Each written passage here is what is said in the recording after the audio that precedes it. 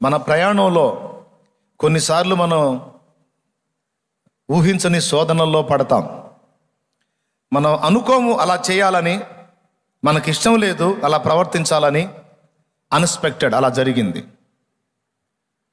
ఎప్పుడైతే దేవుడు దుఃఖపడే చర్య మన ద్వారా జరిగిందో వెంటనే దురాత్మలు మనల్ని రౌండ్ చేస్తాయి. సైతాను మనల్ని రౌండ్ చేస్తాడు. రౌండ్ చేసి కొంతమంది మనుషులు ఉంటే మనుషుల్లో దూరతాడు. మనుషులు లేకపోతే మనల్ని ఆలోచనల చేత ప్రభావితం చేయడానికి పూనుకుంటాడు. బాగా వినండి, ఒక ముఖ్య సంగతి చెప్తున్నా. పక్కన మన తప్పు నెరిగిన మనుషులు ఉంటే వాళ్ళల్లోకి ప్రవేశించి, ఇప్పుడు ఉదాహరణకి భార్య రెచ్చగొట్టింది, ఇతడు భక్తిపరుడు, కోపం వచ్చింది, ఏదో ఒక మాట అన్నాడు, లేదా చెయ్యెత్తి ఒక దెబ్బ కొట్టాడు. తర్వాత బయలుదేరి కోటానికి బైబిల్ తీసుకున్నాడు. భార్య ఏమంటదండి? భక్తుడు, మహాభక్తుడు బయలుదేరాడు, నీలాంటి వాళ్ళ కోసమే దేవుడు ఎదురు చూస్తున్నాడు. అసలు నీ ప్రార్థన వింటాడా దేవుడు? అసలు దేవుడి ముందు నువ్వు ఒక వేషధారివి. చేసిందంతా చేసి మళ్ళీ తగుదనమ్మా అని పోతున్నావా దేవుని దగ్గరికి? సిగ్గులేదు? అసలు బైబిల్ గ్రంథం ఎట్లా పట్టుకోబుద్ధి అవుతుంది నీకు? పరిశుద్ధ గ్రంథం ఎట్లా పట్టుకుంటున్నావు? నువ్వు చేసిందేమిటి? ఏం మొహం పెట్టుకొని దేవుని సన్నిధికి వెళ్తావు అని భార్య అనొచ్చు, భర్త అనొచ్చు, పిల్లలు అనొచ్చు, తల్లులు అనొచ్చు. లేదా పక్క వాళ్ళతో గొడవ అయితే వాళ్ళు కూడా అనొచ్చు. నువ్వు బైబిల్ తీసుకుని వెళ్తుంటే, ఈ ముసుగులకి ఈ వేషాలకి ఏం తక్కువ లేదు, భక్తులు బయలుదేరిపోతూ ఉంటారు, చేసే అన్ని చేసి అని వేస్తారు మాటలు. స్తోత్రం అనరా? పక్కాళ్ళతో గొడవ అయింది, ఆ గొడవ అయిపోయింది, బైబిల్ తీసుకొని ఏదో మనం బయలుదేరినప్పుడు ఖచ్చితంగా వాళ్ళు ఎత్తిడిస్తారు. ఇప్పుడు ఏం చేయాలా? వాళ్ళు అన్నది నిజమే, దేవుడు పరిశుద్ధుడు, మనమేమో తేడా పడ్డాం. వాళ్ళు అన్నది మంచి మాటే, కరెక్టే, నిజమే, అబద్ధం కాదు అది. ఏ మాట? దేవుడు పరిశుద్ధుడై ఉన్నాడు, నువ్వు పాపివై ఉన్నావు, ఏ ముఖం పెట్టుకొని ఆయన దగ్గరికి వెళతావు? ఏ ముఖంబు తోడవత్తును అని భక్తుడు ఒక ఆయన పాట రాశాడు. ఏ ముఖం పెట్టుకొని వచ్చేదయ్యా ఇంత బుద్ధిహీనుడిని, ఇంత బలహీనురాల్ని అని ఒక ఆయన పాట రాశాడు, వెనకటి పెద్ద ఆయన. అసలు ఏ ముఖం పెట్టుకొని రావాలంటే ఏ ముఖం పెట్టుకొని పోతావని అని ఎవరు అన్నారు? ఈయనతో ఎవరు అన్నారు? శత్రువు ఆ ఆలోచన అతనిలో పుట్టించాడు. సిగ్గులేదు? అసలు ఇంత దరిద్రపు క్యారెక్టర్ పెట్టుకొని, ఇంత బలహీనురాలు అయి ఉండి తగుదునమ్మా అని పోతున్నావా దేవుని ముందుకి? సిగ్గులేదు అని నీ మనస్సాక్షిని వాడు ప్రేరేపిస్తాడు, మనుషులు ప్రేరేపిస్తారు. అప్పుడు హనోకు ఏమంటాడో తెలుసా? హనోకు, నన్ను ఈ ప్రశ్న అడగటానికి మీకేం అధికారం ఉన్నది? నన్ను ఈ మాట అడగటానికి నీకేం సంబంధం ఉంది? నీకేం అధికారం ఉంది?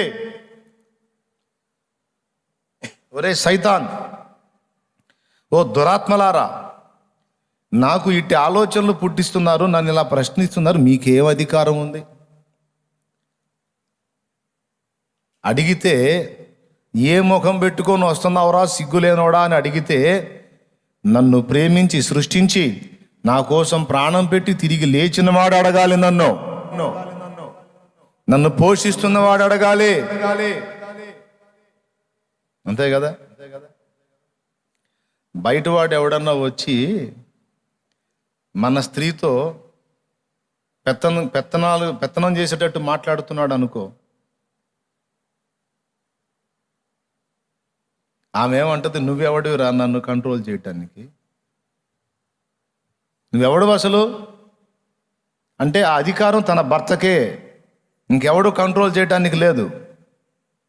అలాగే నన్ను అన్నా, తన్నినా, తిట్టినా, పొమ్మని నెట్టినా ఆయన చేయాలి.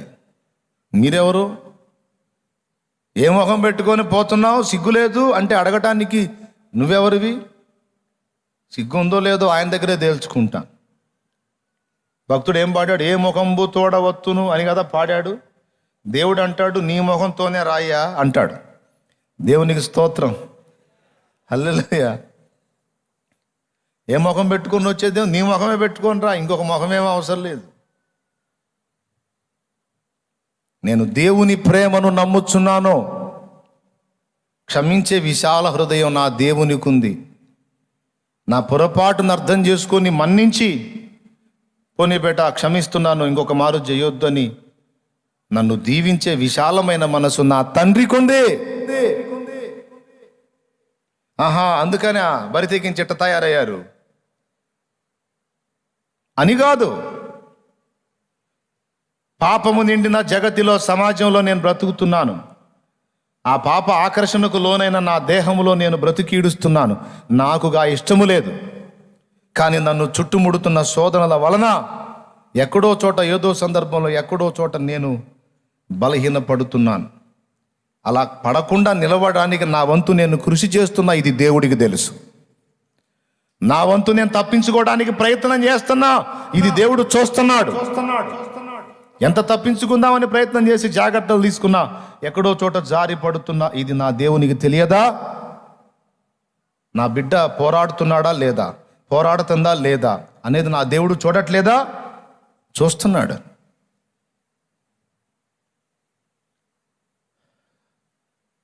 సైకిల్ తొక్కటానికి ప్రయత్నం మానుకుంటే బాధపడతాడు తండ్రి. తొక్కేదానిలో కింద పడ్డా ఫీల్ అవుతాడా? సైకిల్ తొక్కటం నేర్చుకుంటూ కింద పడ్డాడు అనుకో, పరిగెత్తుకుంటూ పోయి లాగి పటాపటా కొట్టి సిగ్గులేనోడా, దరిద్రుడా అంటాడా? ఏమంటాడు?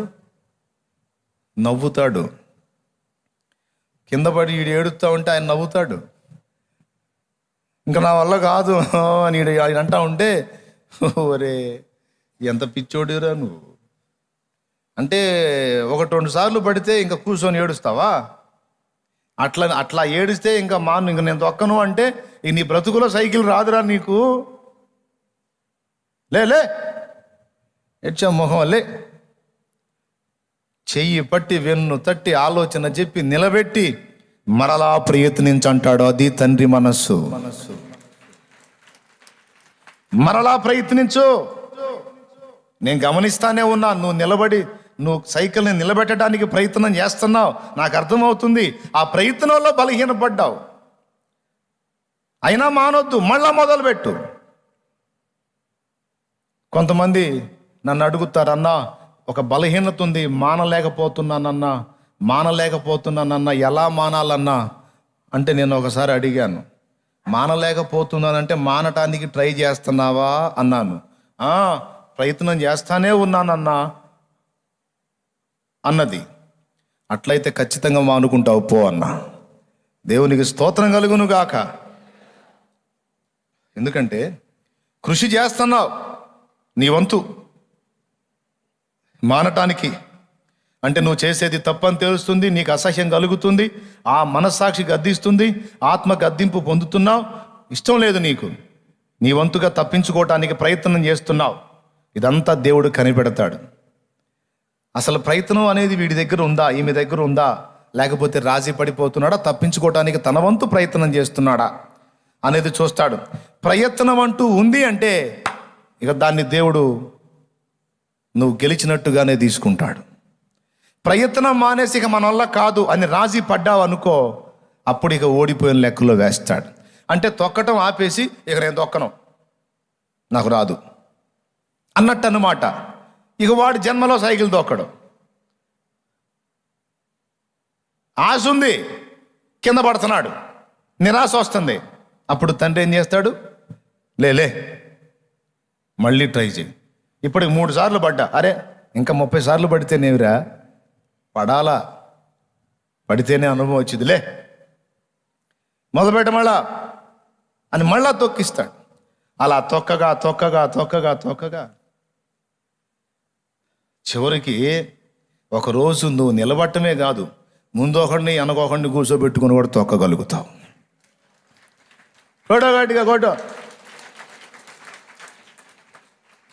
ఎవరైనా పరధ్యానంగా ఉంటే లైన్లోకి వస్తారు, అందుకని కొట్టేదేదో వీటికి పెటా పెటా కొట్టండి, లేకపోతే మౌనంగా కూర్చోండి. స్తోత్రం. ఫస్ట్ వాడు దొక్కటమే కష్టం, అసలు వాడు సైకిల్ని నిలబెట్టడమే కష్టం. ఎన్నోసార్లు పడతాడు. ఒకసారి ఒక హాస్యం చెప్తాను మీకు. నేను సైకిల్ నేర్చుకుంటున్న కొత్త, అది నాకు. మావాడు ఒక 2-3 సార్లు చూపించాడు, ఇక పోయాడు, నేను తొక్కట్లేదని. సరే ఇక నేనే సొంతంగా నేర్చుకోవాలని ప్రతిన పూనాను. మరి మావాడు దొక్కుతుంటే నేను దొక్కలేకపోతున్నా, ఫీలింగ్గా. అందుకని పెడల మీద కాలేసి తొక్కుతుంటేనేమో అవి చూసుకొని సరిపోతుంది, హ్యాండిల్ ఎటుపోతుందో చూడట్లా. హ్యాండిల్కి వెళ్ళి చూసుకుంటేనేమో కింద పెడల మీద నుంచి కాలు జారిపోతుంది. ఆ పెడలు వచ్చి కాలు కొట్టుకొని దెబ్బ తగులుతుంది, నొప్పి పుడుతుంది. పెడలకి వెళ్ళి కొత్తవాడు ఏం చేస్తాడు, ఫస్ట్ ఎటు చూస్తాడు, ఈ పెడలకి వెళ్ళి చూస్తుంటాడు. ఎందుకంటే కాలు అక్కడే ఉందా, ఎటన్నా పోయిందా. అవునా? ఈ పెడలకి వెళ్ళి చూసి హ్యాండిల్ ఎటో పోతుంటుంది. అందుకని నేను ఒక ఐడియా చేశా.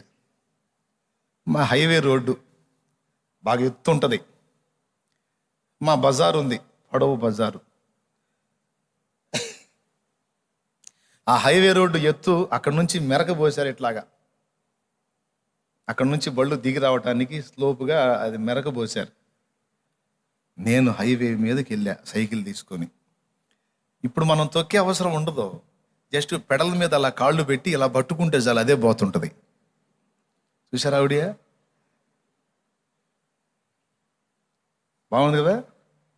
పాపం ఒక ఆయన ఆ బజార్లో పక్షవాతం వచ్చి సాయంత్రం 6 ఈ పని చేసింది. నేను రోడ్డు మీద మంచం వేశారు, ఇంట్లో ఒక్క పోస్తుందని ఆయనకి. ఆ రోడ్డు మీదే వేశారు మంచం. నేనేంది ఇక ఈ దెబ్బతో నాకు సైకిల్ వచ్చేసిందా హో అని చెప్పని అక్కడి నుంచి మొదలుపెట్టి ఇక సైకిల్ ఎక్కాను, 2 పెడల మీద కాలేసాను, హ్యాండిల్ పట్టుకున్నాను, ఇక బ్రేకులు వదిలాను. అది ఇట్టుంటుంది. ఇక శరవేగంతో నేను తొక్కకుండా వెళ్ళిపోతుంది సైకిల్. నేను కింద పడకుండా ఈ బ్యాలెన్స్ చూసుకుంటున్నా, అబ్బో బాగానే పోతున్నాను, నేను కింద పడట్లేదు, బ్యాలెన్స్ బాగానే కుదిరిందని ఈ సంబడంలో ఉన్నా. ఇక అది పోయి రయ్యమని పోయి పాపం ఆ మంచంలో పండుకున్నాడు ఆయన, పక్షవాతం వచ్చి. పొయ్యి పొయ్యి పొయ్యి పోయి పెటామని కొట్టి ఆయన్ని. ఆ మంచానికి తగిలి ఎగిరి పడ్డాడు ఆయన. పడి వామ్మో అన్నాడు, నన్ను చంపాడు.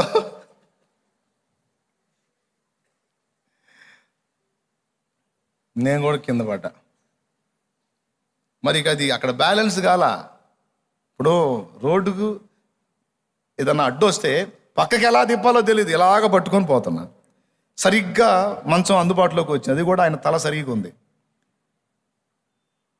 అయితే దేవుడి దయ వల్ల మంచంలో ఉన్నాడు కాబట్టి ఇబ్బంది లేదు. అది విడిగా కానీ కూర్చున్నట్టయితే ఇక అప్పటితో వెళ్ళిపోయేవాడు.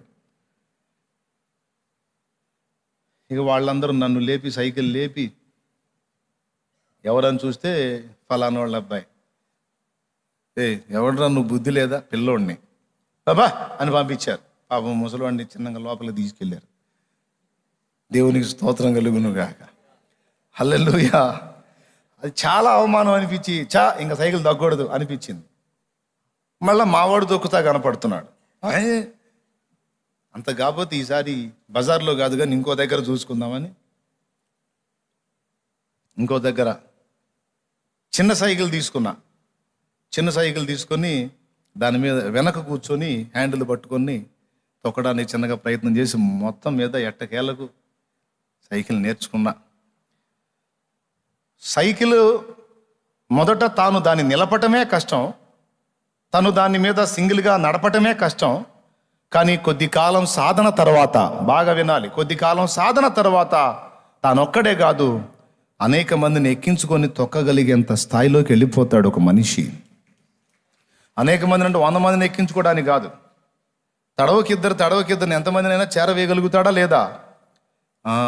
అదే సాధన మానేస్తే ఇక వాడిని ఒకటి ఎక్కించుకొని పోవాల్సి వచ్చింది. అవునా? వాడిని ఒకటి ఎక్కించుకొని పోవాల్సి వచ్చింది. అదే పడతానో లెగుస్తానో పడతానో లెగుస్తానో ఆయన యందే విశ్వాసం ఉంచి ఆయన పాదాలే పట్టుకొని పెనుగులాడితే ఒకనాటికి నువ్వు నిలబడతావు, ఖాయం ఇది.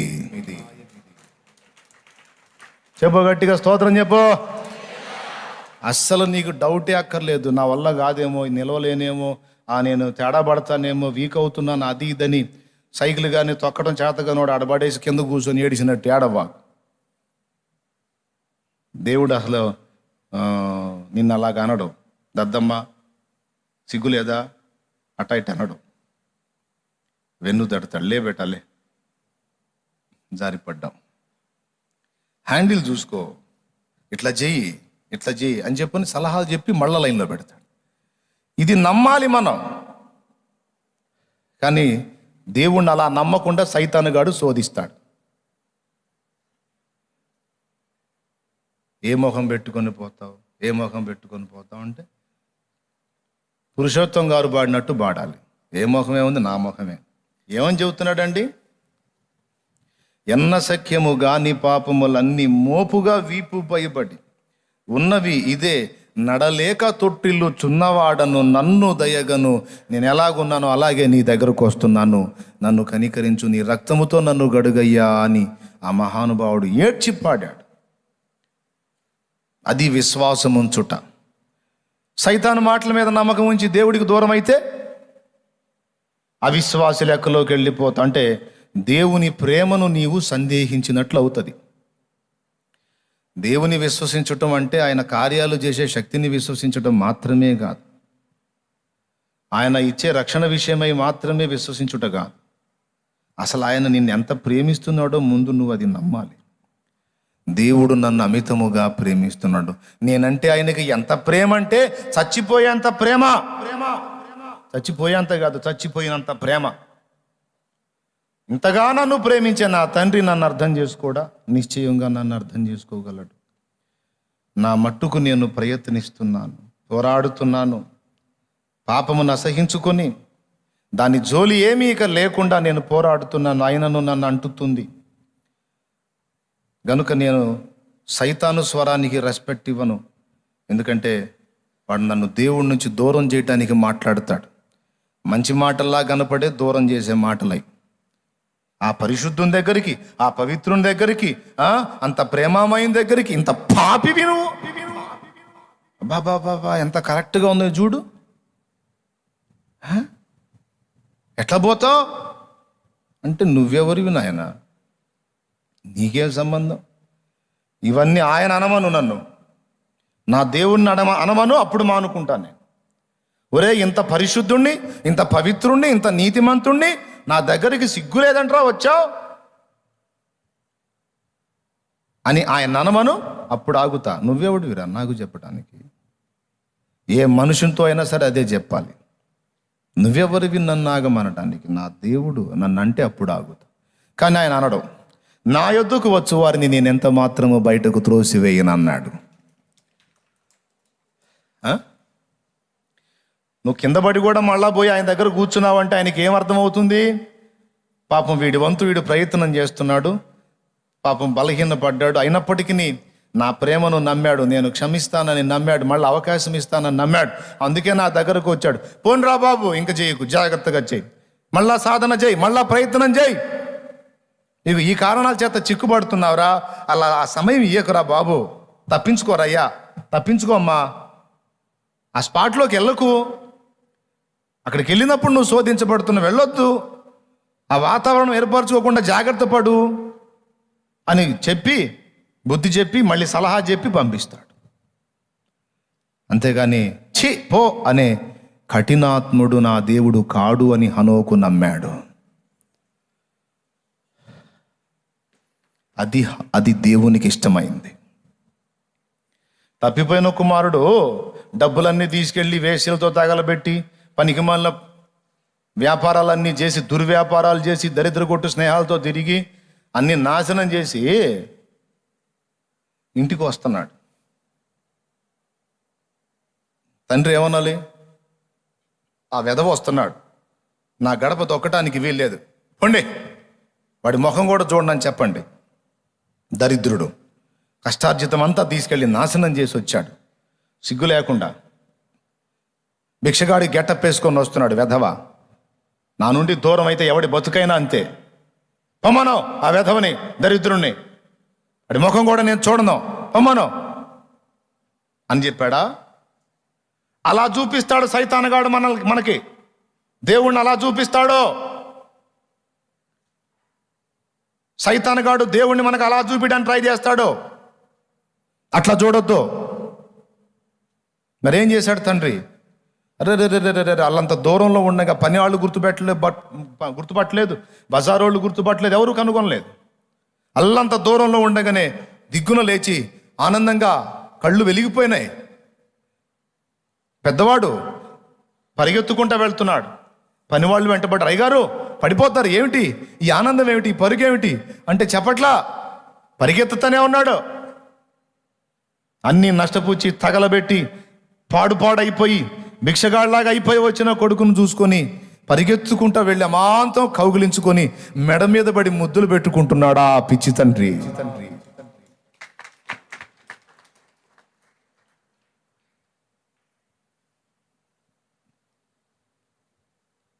ఎక్కడి నుంచి వచ్చాడో తెలుసా? పందుల దొడ్డిలో నుంచి వచ్చాడు. అసహ్యమైన స్థలంలో నుంచి వచ్చాడు. స్నానపానాదులు లేవు, చీలికలు పేలికలైన వస్త్రాలు, తలకు నూనె లేదు, జుట్టు పెరిగి గడ్డం పెరిగి పిచ్చివాళ్ళలాగా వచ్చాడు. అతన్ని ఎవరూ గుర్తుపట్టలేదు. నాన్న గుర్తుబట్టి తను పడేది కూడా కానకుండా పరిగెత్తుకొని పోయి దుర్గంధపూరితంగా ఉన్న ఆ కొడుకు మీద పడి గట్టిగా హత్తుకొని, ఎన్నాళ్ళగా కనిపించావురా అని ముద్దులు పెట్టుకుంటున్నాడు ఆ తండ్రి. ప్రేమగల తండ్రి. హల్లెలూయా. మన పరలోక తండ్రి కూడా అలాంటి వాడే. నిన్నెంత ప్రేమిస్తే తనకిష్టమైన అద్వితీయ కుమారుని నీ కొరకు బలిగా అర్పించాడు. ఊహించు. నిన్నెంత ప్రేమిస్తే తన జనితైక పుత్రుని నీ కొరకు అలాగ దారుణంగా బలి చేయడానికి ఇష్టపడ్డాడు. ఊహించు. దుష్టుడు అంటాడు, నిన్ను ఒప్పుకోడు దేవుడు అంటాడు. నువ్వెవటా చెప్పటానికి? ఆ ముక్క ఆయన చెప్పాలి. నా తండ్రికి నేనంటే ఎంతో ప్రేమ, ఆయన వదిలి నేను బతకలేను. ఒకవేళ నేను పాపినని కొట్టి చంపితే చంపని, నేను ఆయన దగ్గరే పడతాను. చంపేస్తే ఆయన చేతుల్లో చస్తాను. ఆయనకు దూరంగా మాత్రం నా వల్ల కాదు, నేను ఆగలేను. హనోకు అనుభవం. హనోకు దేవుని ప్రేమను నమ్మాడు, అందుకు దేవునికి ఇష్టడయ్యాడు. తన 300 సంవత్సరాల నడకలో ఎన్నెన్నో ఎదురు దెబ్బలు తిని ఉండవచ్చు, నేను తగను అనుకోవచ్చు, కానీ దేవుణ్ణి నమ్మాడు. ఆయన నన్ను ఆమోదిస్తాడు, ఆయన నన్ను ప్రేమిస్తున్నాడు, నేను ఆయన ప్రేమను నమ్ముతా, సందేహించను అని ఎన్ని ఎదురు దెబ్బలు తగిలినా, ఎన్నిసార్లు భంగపడినా, ఎన్నిసార్లు జారిపడినా, ఎన్నిసార్లు తొట్టుపడినా దేవుని పాదాలు పట్టుకొని వదల్లా. దేవుడు కనికరించి పాపం నిండిన ఈ సమాజంలో పాపానికి దూరంగా బ్రతకటం ఎలాగో హనోకుకు నేర్పించుకున్నాడు. ఈరోజు ఒకప్పుడు చాలా బలహీనుడివి నువ్వు, చాలా బలహీనురాలివి. లైవ్లో ఉన్నోళ్ళు కూడా చాలా బలహీనులు ఒకప్పుడు. మీరు చాలా, మీకు తెలుసు, మీ జీవితం గతాన్ని ఊహించండి. కానీ ఈరోజు సాధన మొదలుపెట్టావు, కొద్దిగా సంవత్సరాలు అయింది, కొన్ని కాలం అయింది. నెలలోళ్ళు ఉన్నారు, సంవత్సరాల వాళ్ళు ఉన్నారు. మార్పు రాలేదా? చిన్న చిన్నగా సైకిల్ దొక్కటం రావట్లేదా? కొంచెం మెరుగుపడింది. ఇంకా కొద్దిగా ఆగండి, ఇంకొద్దిగా ఆగండి, ఇంకా నిలబడతారు. ఇంకా ఎక్కడెక్కడ వీక్ అయినారో అక్కడ కూడా నిలబడతారు. నేర్పుకుంటాడు దేవుడు నీకు. నీ అంతటా నువ్వు సైకిల్ దొక్కేటట్టు చేస్తాడు ఆయన.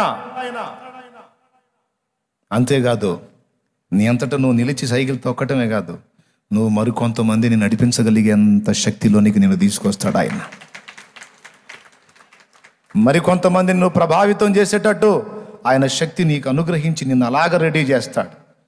ఇప్పుడు నువ్వు నిలవటమే కష్టం అనిపిస్తుంది కాదు, నో, నిన్ను బలపరిచి నీకు సాధన నేర్పించి నిన్ను నిలబెట్టి అనేకుల్ని నువ్వు నిలబెట్టడానికి ఒక పాత్రగా దేవుడు నిన్ను వాడుకోపోతే అప్పుడు అడుగు. నమ్మితే చప్పట్లు కొట్టి దేవుని మహిమపరచు గట్టిగా. సందేహం ఉందా ఎవరికైనా? విశ్వాసం ఉందా? ఏం విశ్వాసం ఉంది? నన్ను నిలబెడతాడన్న విశ్వాసం నాకుందన్న. డౌట్ లేదుగా?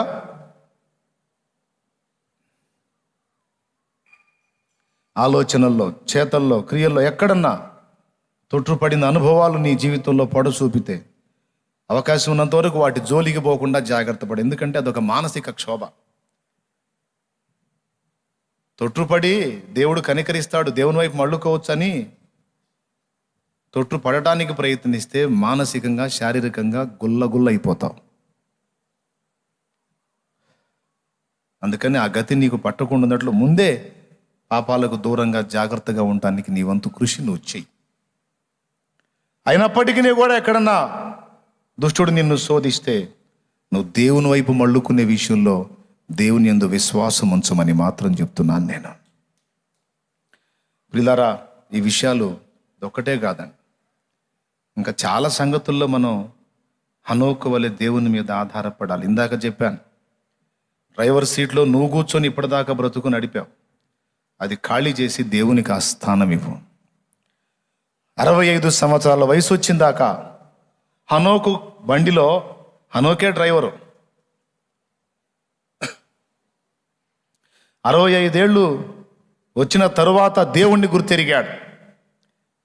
తన ఓన్ డ్రైవింగ్లో ఎంత దరిద్రం ఉందో గుర్తెరిగి డ్రైవింగ్ సీట్ ఖాళీ చేసి హనోకు ప్రభువుకి ఇచ్చాడు. నువ్వు కూర్చొని నడిపించు ప్రభువా అని. దేవుడు ఎప్పుడైతే హనోకు జీవితాన్ని నడపటం మొదలుపెట్టి దేవుడు జోక్యం చేసుకున్నాడో సుదీర్ఘ కాలం ఇక హనోకు జర్నీ బ్రేక్ అవ్వలేదు. గమ్యానికి దేవుడు చేర్చాడు, నిత్య జీవ గమ్యానికి. ఓకే, నమ్మాలి ఆయన నాయకత్వాన్ని. నేను ఆయన మీద ఆనుకుంటాను, ఆయన చెప్పినట్లెల్లా నడుస్తాను, చివరికి నేను ఆయన ఆశించిన గమ్యానికి చేరతాను. నాకు నమ్మకం ఉంది. కొంతమంది దేవుణ్ణి కూడా కావాలనుకుంటారు, కారు ఎక్కించుకుంటారు దేవుణ్ణి కూడా, వినండి. కానీ డ్రైవర్ సీట్లో వాళ్ళే కూర్చొని పక్కన సీటు దేవుడికి ఇస్తారు. అంటే సగం అది సగం అందే. పూర్తిగా లోబడరు, పూర్తిగా స్టీరింగ్ ఆయనకి అప్పచెప్పి వీళ్ళు పక్కన కూర్చోడానికి ఇష్టపడరు. సీట్లో వీళ్ళు కూర్చొని వీళ్ళు నడుపుకుంటా పక్కన ఆయన సలహాలు అడుగుతుంటారు అప్పుడప్పుడు, ఏం చేద్దాం దేవా అని. ఇంకా నన్ను అడిగేదే ఉందిరా, నువ్వే నడుపుకుంటున్నావుగా, పో నీ ఇష్టం వచ్చినట్టు అంట. కొన్నిటికి మాత్రం దేవుడు, కొన్నిటికి మాత్రం వాళ్ళకు అనుకూలంగా. నో, నా బ్రతుకు బండిని నేను పూర్తిగా దేవుని చేతికి అప్పగించినప్పుడు బాగుపడ్డాను నేను. నా మట్టుకు నా జీవితం చెబుతున్నాను నేను. పూర్తిగా ఆయన నడిపింపుకి అప్పచెప్పుకొని ఆయన పాదాల దగ్గర ఎక్కువ గడుపుకుంటూ ఆయన సలహాని పాటిస్తూ ఇక ఆయనే డ్రైవర్ ఆ రోజు నుంచి ఈ రోజు దాకా. అందుకే నాకు ఇంత కృప లభించిందని నేను అనుకుంటాను.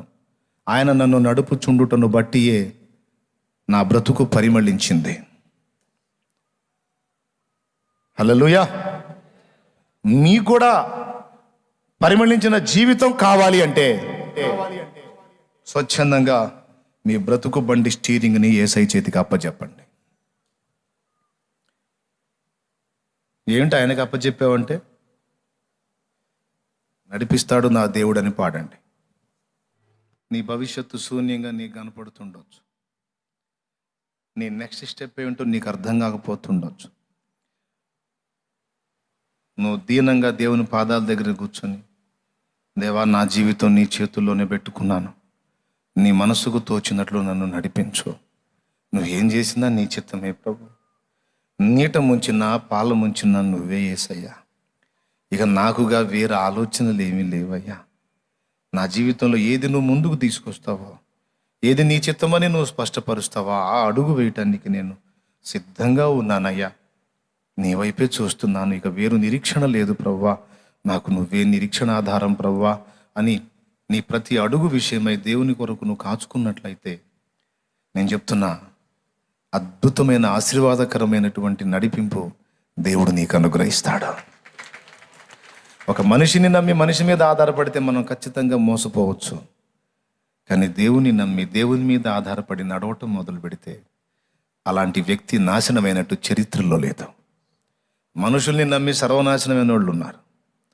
కానీ అవన్నీ పక్కన పెట్టేసి తమను తాము నమ్ముకోవటం, మనుషుల్ని నమ్ముకోవటం అనే సెక్షన్ పక్కన పెట్టేసి దేవుని నమ్మి జీవితాన్ని దేవుని చేతికి అప్పచెప్పి దేవుని అదుపాజ్ఞల్లో కనుసన్నల్లో నడుచుకోవటానికి ఇష్టపడిన వాడు చెడిపోయినట్టు చరిత్రలో లేదు.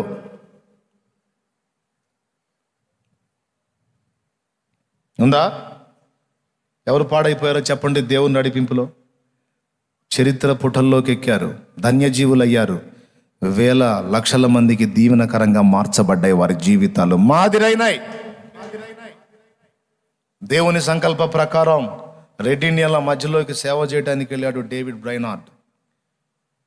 పట్టుమని తన బ్రతుకాలంలో 5 సంవత్సరాల సేవలో 100 మందిని కూడా సంపాదించాడో లేదో డౌటే. కానీ ఆ 100 మందిని సంపాదించడం కోసం ఆయన పడిన పాటలన్నిటిని ఒక డైరీలో రాస్తే ఆ డైరీ మిషనరీలను తయారు చేసింది. ఆయన శ్రమల అనుభవాలు రాస్తే ఆ అనుభవాలు చదివిన విలియం కేరీ ఇండియాకు వచ్చాడని డేవిడ్ బ్రైనార్డ్ బుక్ మీద నేను చదివాను. డేవిడ్ బ్రైనార్డ్ డైరీ వలననే డేవిడ్ లివింగ్స్టన్ ఆఫ్రికా ప్రాంతానికి మరియు చైనా ప్రాంతానికి సేవకు వెళ్ళాడని నేను గుర్తించాను. వాళ్ళిద్దరూ కూడా సామాన్యులు కాదు. ఈరోజు పరిశుద్ధ గ్రంథం మన చేతుల్లో ఉందంటే ఎవరు మొదట? William Carey. దక్షిణాఫ్రికా, ఆఫ్రికా ఖండం చీకటి ఖండం. ఆ ఖండంలో క్రీస్తు సువార్త జ్వాలలు రగిలినాయి అంటే డేవిడ్ లివింగ్స్టన్. వీళ్ళిద్దరినీ కనీసం 100 మందిని కూడా రక్షించలేకపోయినటువంటి డేవిడ్ బ్రైనార్డ్ జీవితం, డైరీ వాళ్ళను లేపింది.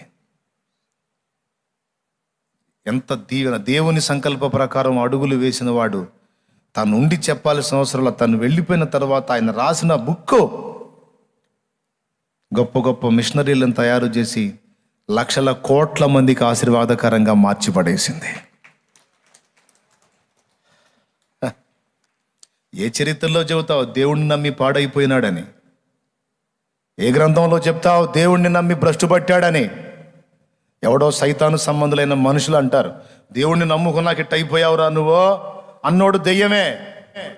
దేవుణ్ణి నమ్ముకున్నాక ఇట్ట అయిపోయావమ్మా నువ్వు అన్నది ఎలా దెయ్యమే, మనుషులు కాదు. దయ్యం వాళ్ళలో ఉండి అంటుంది.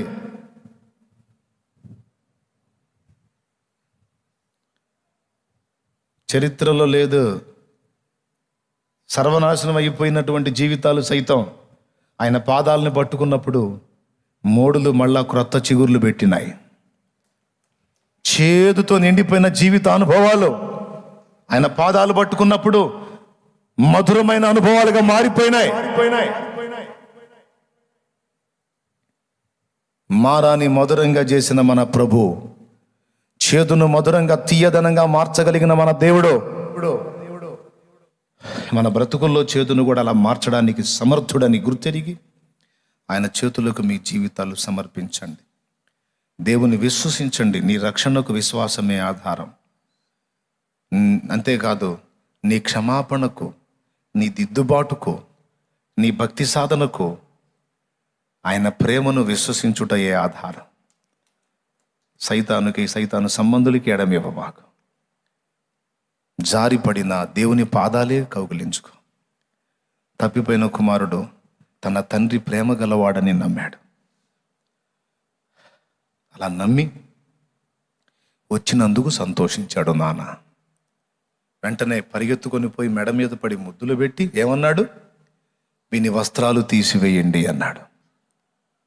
పాప పంకిలమైపోయినటువంటి ఆ పాపిష్టి క్రియలన్నిటిని కూడా ప్రభు కడిగివేసి నూతన వస్త్రాలు అనే పరిశుద్ధ క్రియలను అలంకరింపజేస్తాడు.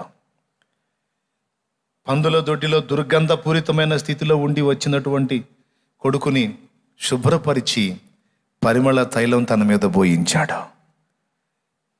కొన్ని నిమిషాల క్రితం వరకు కూడా కొన్ని నిమిషాల క్రితం వరకు కూడా అతడు ఒక అసహ్యుడు, దుర్గంధపూరితుడు, భిక్షగాడు, యాచకుడు, హేయుడు. కానీ తండ్రి దగ్గరికి వెళ్ళి తండ్రిని ఆశ్రయించిన తర్వాత కొన్ని నిమిషాలలోనే ఎంత ఆశ్చర్యకరమైన మార్పు అంటే, తన తల శుభ్రపరచబడింది, తైలము చేత అంటబడింది, తన వస్త్రాలు తీసివేయబడ్డాయి, నూతన వస్త్రాలు కట్టబడ్డాయి, తన దేహం శుభ్రపరచబడింది, పరిమళ తైలం పోయబడింది. భిక్షగాళ్లాగా దిక్కు దశ లేని స్థితిలో వచ్చిన వాడు తండ్రి యొక్క అధికార ఉంగరం పొంది మళ్ళా క్షణాలలో ఆస్తిపరుడైపోయాడు. కొట్టు కొట్టు చప్పట్లో. ఎప్పుడు? సైతాను స్వరం విని అక్కడ ఆగిపోయినప్పుడా, లేకపోతే దేవుని ప్రేమను విశ్వసించి పరిగెత్తినప్పుడా?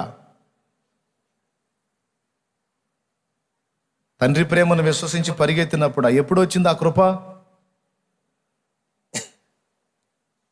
అనుమానించి రాకపోతే, తండ్రిని అనుమానించి రాకపోతే అసలు సచ్చేవాడు. అవునా? ఎంత అద్భుతంగా మారిపోయింది అది. తండ్రి ప్రేమను విశ్వసించుట ద్వారా క్షణాలలో పరిస్థితులు అలా మారిపోతాయి.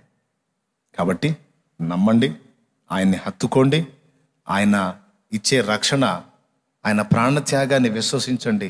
అదే నీకు నిత్య జీవానికి కారణం. రెండవది, సాతాను శోధనలో నుండి తప్పించుకొని నీవు బలమునందు అనేకులకు దీవెనకరమగునట్లు సైతాను స్వరం వినకండి, దేవుని ప్రేమను నమ్మి ఆయన ఆశ్రయించండి. ఇవి రెండు హనోకు చేశాడు. హనోకు జీవితంలో వచ్చినాయి లోపాలు, కానీ ఎన్నొచ్చినా దేవునితో నడక మానుకోలా, దేవుని పాదాలు వదిలిపెట్టలా. అందుకే హనోకు దేవునికి ఇష్టడు. దేవుడు హనోకును తీసుకొని పోయాను. నువ్వెవరి స్వరం వింటున్నావు? అనుమానాలు, అవిశ్వాసం నూరిపోసే సైతాను స్వరం వింటున్నావా? దయ్యపు సంబంధాలు, అవిశ్వాసపు మాటలు వింటున్నావా? నీ బతుకంతే, నీ జీవితం వింతే నువ్వు అసలు ఎట్టా ఉండేదానివి, ఎట్టా ఉండేవాడు, ఎట్లయిపోయావు, నువ్వు అట్టయిపోయావు, ఎట్టయిపోయావు అని పనికిమాలిన మాటలు మాట్లాడే పనికిమాలిన స్వరాలు వింటున్నావా? దేవుని ఎదుట నీ నడత సరైంది కాదు, దేవుడు నిన్ను ఒప్పుకోడు, నీకు క్షమాపణ లేదు, నిన్ను ఆమోదించడు అని చెప్పే దయ్యపు స్వరం వింటున్నావా? లేదు లేదు, దేవుడు నిన్ను ప్రేమిస్తున్నాడు, క్షమిస్తున్నాడు, వెళ్ళు, ఆయన పాదాలు ఆశ్రయించి క్షమాపణ కోరు, మళ్ళా సాధన మొదలుపెట్టు. ఒకనాటికి నిలవగలుగుతావు, అనేకులు నిలపగలుగుతావు. నిరుత్సాహపడకు, విశ్వాసం విడవకు. నీ భవిష్యత్తు కొరకు కూడా దేవుని మీద నువ్వు ఆధారపడు. దేవుణ్ణి నమ్మి చెడిపోయిన వాళ్ళు లేరు. లే, వెళ్ళు, దేవుని పాదాలను ఆశ్రయించని చెప్పే పరిశుద్ధాత్మ స్వరం వింటున్నావా? హనోకైతే పరిశుద్ధాత్మ స్వరమే విన్నాడు. రండి ప్రార్థన చేద్దాం. దేవా, హనోకు వలె నన్ను చేయి ప్రభువా.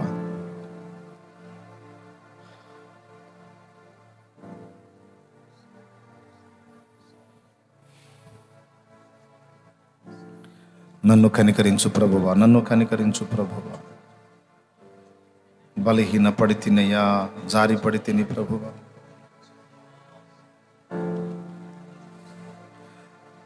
తండ్రి స్తోత్రం.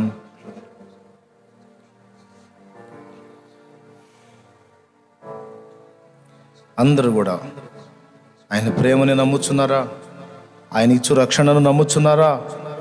అయితే మీరు దేవునికి ఇష్టలు, మిమ్మల్ని ఆయన ప్రేమిస్తున్నాడు. విశ్వాసమును బట్టి మీరు ఆయనకి ఇష్టలు కాగలిగారు. ధన్యులు. హల్లెలూయా. దేవా, నిన్ను విడవను ప్రభువా, నిన్ను విడవను. నా బ్రతుకు బండిని నీవే నడిపించు తండ్రి. నేనేం కావాలో, ఏం చేయాలో, ఎటు వెళ్ళాలో, ఎలా వెళ్ళాలో అన్నీ నువ్వే నడిపించయ్యా. నా లోపాలు, బలహీనతలన్నీ నీ శిలువ రక్తంతో కడిగి ప్రయత్నిస్తున్నాను నిలవటానికి, కానీ పడిపోతున్నాను ప్రభువా. ఈరోజు మళ్ళీ ఒక్కసారి నన్ను ధైర్యపరిచావు, మరలా ప్రయత్నించమని మళ్ళా నన్ను ఒక్కసారి పురికొల్పావు. తప్పకుండా నేను ప్రయత్నిస్తాను దేవా, నిలబడతాను, అనేకులను నిలబెడతానయ్యా. నన్ను ఆశీర్వదించమని యేసు నామములో వేడుచున్నాము తండ్రి. ఆమేన్.